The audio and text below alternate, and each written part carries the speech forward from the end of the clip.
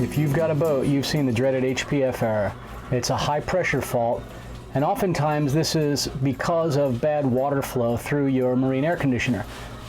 Usually it's just a matter of a strainer needing to be cleaned or the lines needing to be flushed, but in our case, that's not what it is. It appears that the motor is no longer pumping seawater to cool the unit down. So we're going to have a look and see what we can come up with. What are we doing?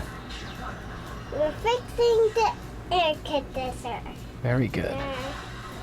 So the first step here is to get to where the seacock is to turn off the water and expose the pump. So we're going to go ahead and open up the hatch in the floor here. Be very careful. Yep. I got my little helper here, and we're going to go down below and we're going to see where the valve is. So first thing we want to do is reach back here and turn off the seacock, which I've already done. You can see there it's turned off. And now we're going to go rotate around, and I've got my raw seawater pump right here. So what we're going to do is we're going to disconnect the water lines from it. I'm going to go ahead and remove that and do a little bench testing on it and see what's going on with it. So now I'm just going to go ahead and disconnect the hoses here so I can get the pump out of the bilge area and just make it a little easier to work with. So being lazy, I'm not even using a nut driver, just using a screwdriver, but loosen it up here on the input side of the pump itself. And then I'm going to move over to the output side here and do the exact same thing here. Some people have wondered what this valve is right here, right behind the screwdriver. Essentially what this is a bleed valve. If there's air in the line after I turn on the water at the seacock, I can basically just open up that valve, open the seacock, and when air stops coming out and water does, then I'm all set. I have no more air in the lines. So once the hose clamp is free, it's now just time to go ahead and break the hose loose from the connector, just letting the water run into the bilge. From here, I'm going to go ahead and remove the screws that hold this pump to the actual bulkhead. This pump is actually screwed to a small aluminum plate, and then that aluminum plate is screwed into the bulkhead.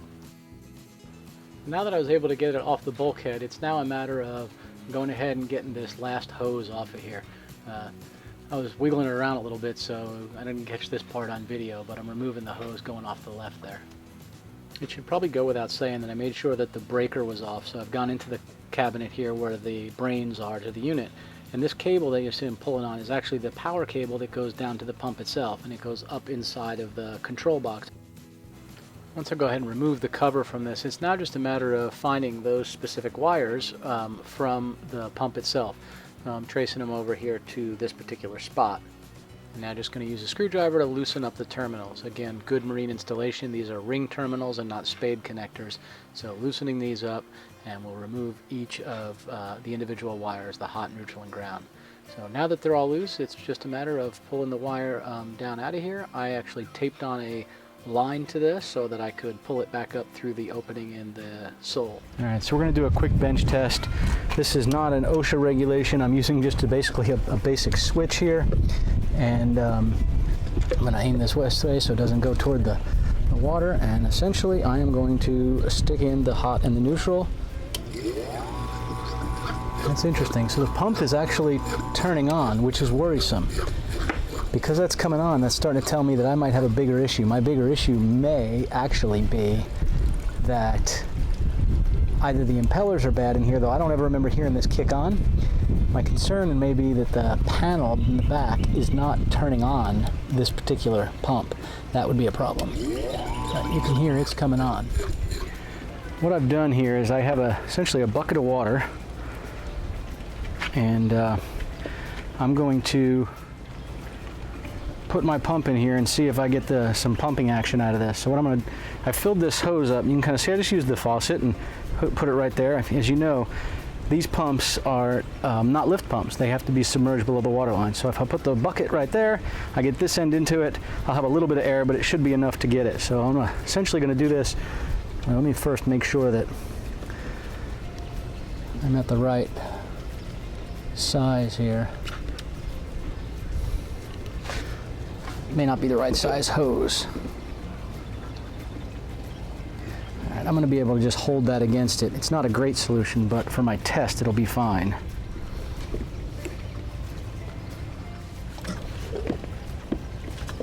All right, can you lift that whole bucket up a little bit? Up higher. I just want to get a little bit of. There we go. So in the end, I think what this means basically is that this pump is working, which means I probably have a control panel issue.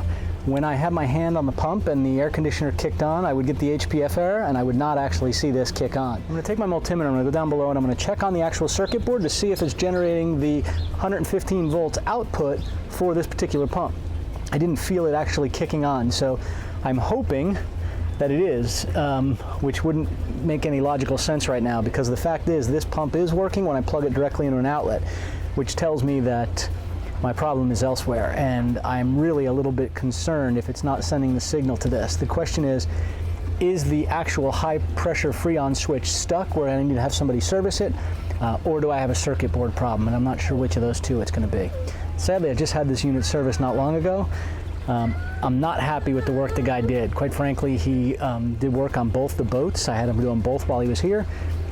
He attempted to put Freon in the other one and leaked it all out, and then wanted to charge me another $125 in additional Freon to put it back in.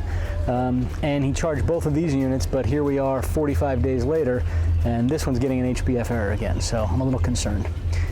We shall see. All right, so I basically have it set to volts here, and what I'm really looking for is to see if I jump up to 110 volts, which is what I should do when the pump kicks on.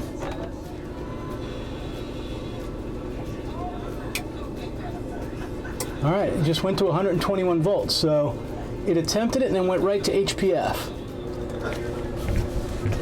How's that for getting in the camera view? So what we're going to now do is do a little research and see if I can figure out if the HPF switch will prevent the pump from staying on. So we'll give that a shot. That is right. Let's turn all this off. And now it's time to get out the laptop and do a little research. So I went ahead and talked to Dometic about this, and they suggested that this could be an HPF switch issue, or it could actually be a bad board. Ironically enough, I'm actually shocked they still have all these parts. I can still basically get everything from them, which, as old as this unit is kind of impressive.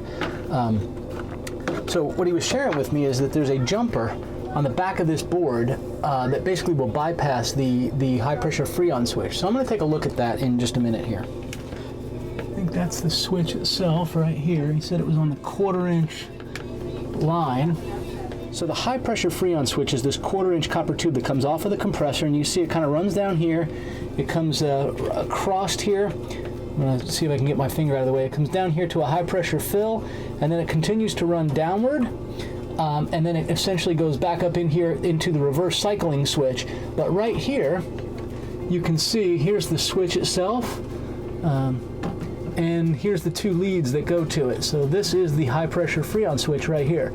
So in order to test this, I'm going to jumper and bypass that. Basically, I can do it right here on these two leads, or I can also do it right here at the control panel. If I just unplug that black and orange wire right there and then jumper it across that, that will also tell me whether or not I'm basically doing okay here. So we're going to try that.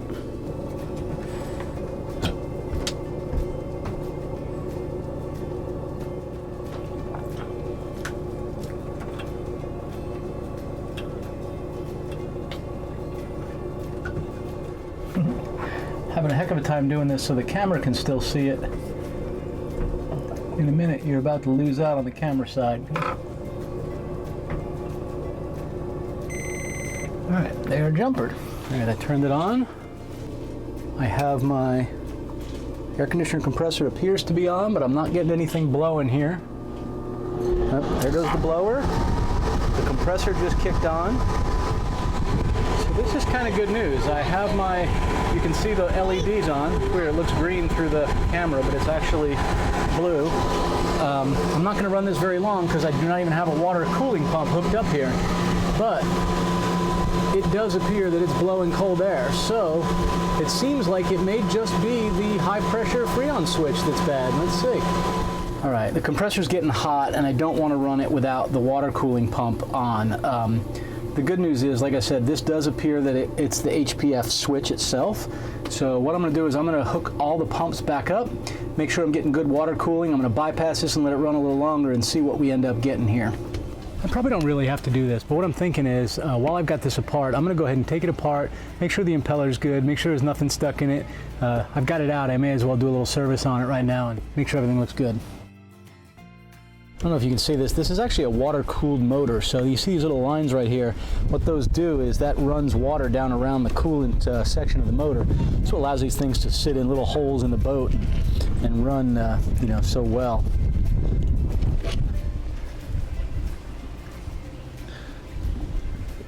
Yeah, I'm just going to take a quick look in here, and I gotta tell you, it looks pretty good. Other than being a little bit grimy, everything's in good shape here.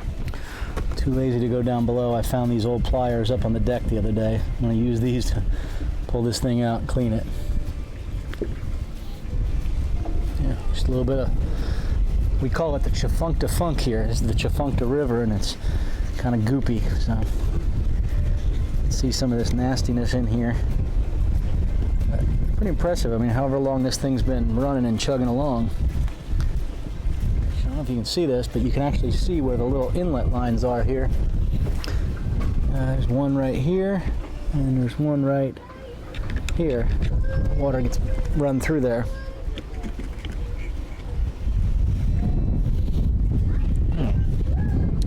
So here's the motor itself. And again, you can see these cooling lines here. I'm going to be very careful. Don't want to mess those up. Just making sure I've got good flow through both of those, and it looks like I do.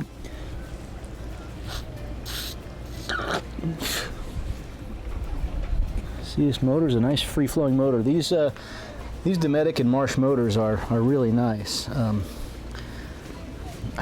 It's amazing when you think about what they go through and how often they run and how long they run, kind of effortlessly. Back on here.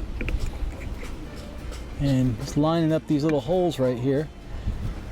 You don't want to bend them at all. We just want that plug to go in there real nice. There we go.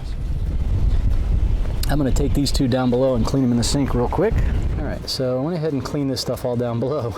You see the difference. It's these are actually white parts, not black.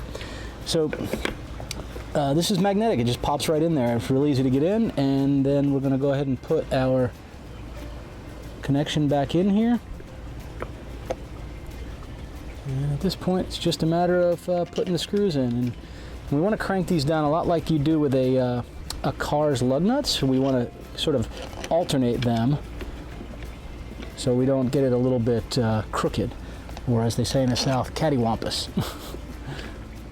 A little tighter. Tighter. Good and snug. I don't want to do anything that compresses or breaks the plastic, because remember, it is still a plastic housing here. But that's good. So we've got this thing nice and tight, and ready to go down below and get this thing connected back up.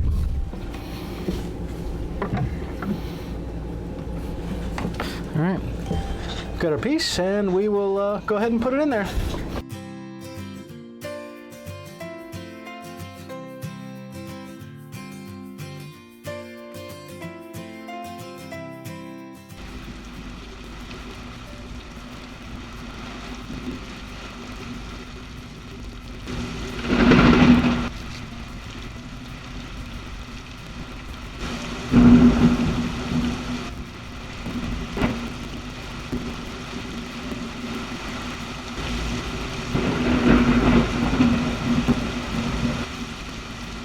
Okay, sir. Safe sailing from the sailing. Hey everybody, thanks for watching, and please follow us on Facebook, Twitter, Instagram, or even Tumblr. Please take a moment and go over to our website at svdreamchaser.com to download free resources for cruising and how-to projects. Get your thumbs and mouses ready. We also have a couple of links right on the screen for some other playlists and videos that we think you'll enjoy. Thanks for watching, fellow dreamers.